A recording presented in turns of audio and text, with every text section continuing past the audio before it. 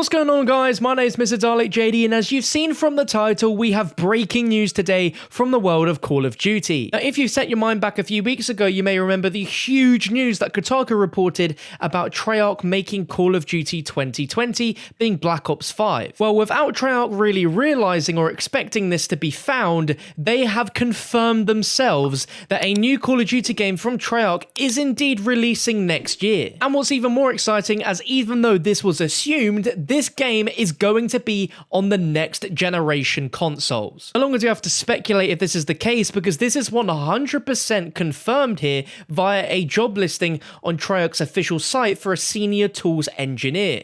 As you can see, Treyarch is seeking a senior tools engineer to join the core engine team to deliver a next generation AAA title in 2020. So with the information that we know Treyarch is making a game that's releasing next year on the next gen consoles, what do we know so far? Well, according to Kotaku, for 2020, Activision had originally switched things up, assigning Raven Studios to take a leadership role alongside Sledgehammer to make a Call of Duty game set during the Cold War.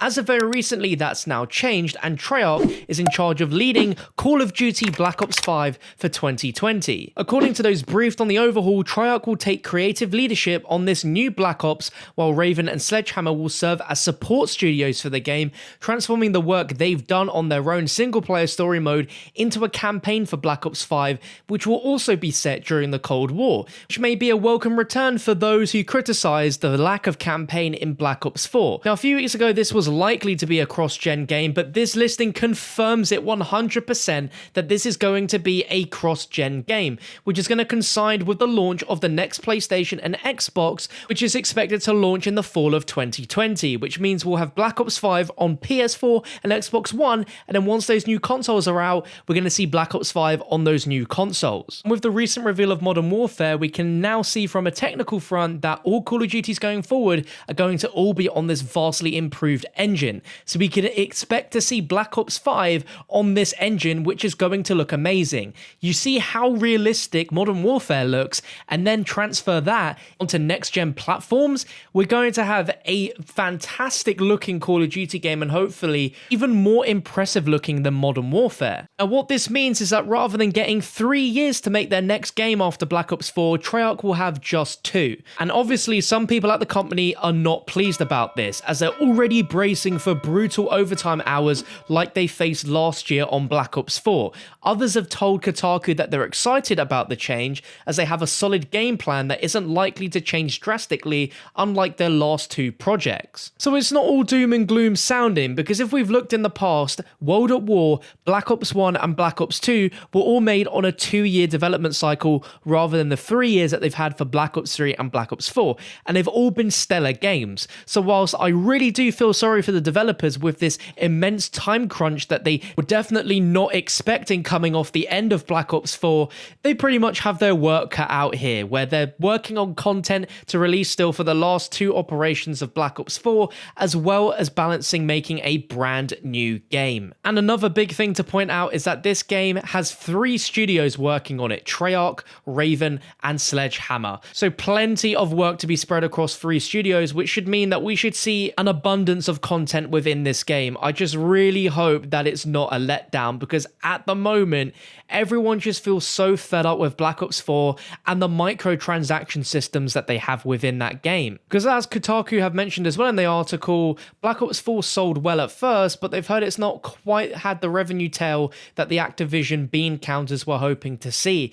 And internally, Activision executives have started to talk about embracing a free-to-play as a revenue model. We have heard rumors about a free-to-play component in this year's Modern Warfare, although specifics on that apparently haven't been finalized yet. But one primary reason behind this Call of Duty upheaval, with Treyarch suddenly having to take the reins on the Call of Duty game for next year rather than Sledgehammer, is the tension between Sledgehammer and Raven, whose staff are said to have argued frequently during the past year of development on Call of Duty 2020. 2020. Two people familiar with the project on Sledgehammer's original Call of Duty 2020 described it as a mess, so now both studios will serve as support for Treyarch as the publisher prepares to release Black Ops 5. Now, we still don't know for certain if this is going to be Black Ops 5. Kotaku are saying multiple times over that this is going to be Black Ops 5, and in terms of like that similarity in the franchise, instead of starting another new series and continuing on Black Ops is probably the best thing, but I seriously hope it isn't a letdown. I just hope every single mode is full and rich with content and has everyone super happy like Modern Warfare sounds like it's going to be this year. I really do have faith with whatever happens at the end of Black Ops 4, Treyarch just have it really set to go with Black Ops 5 Zombies, because there has never been a more decisive zombie mode year ever since Black Ops 4 Zombies. Like, more decisive than Infinite Warfare, Exo Zombies, World War II Zombies. It really has been a roller coaster. And I fully trust Treyarch to deliver here, but it's very interesting for how they could move on with the mode after seeing what changes they made with Black Ops 4 and how it just didn't really sit well with fans. Are they going to revert back to how the systems were in Black Ops 3 with the perk machines and everything associated with that? Or are they going to keep it as it is in Black Ops 4, or even go ahead and change it up again? If you were the person in charge of these decisions, how would you change Zombies for the better? I'd like to know down below in the comments section. But if you're excited by this news, feel free to spend 1 second clicking that thumbs up button, as I really would appreciate that. And feel free to subscribe with the bell turned on so you don't miss out on any of my future uploads. We got stuff about Black Ops 5 here. We're talking about Modern Warfare, and any new news we get on that, I'll be bringing to you guys as well as covering the normal great stuff that you're used to seeing, like custom zombies and other great zombie content. Thank you so much for watching, and I'll catch you in another video very, very soon.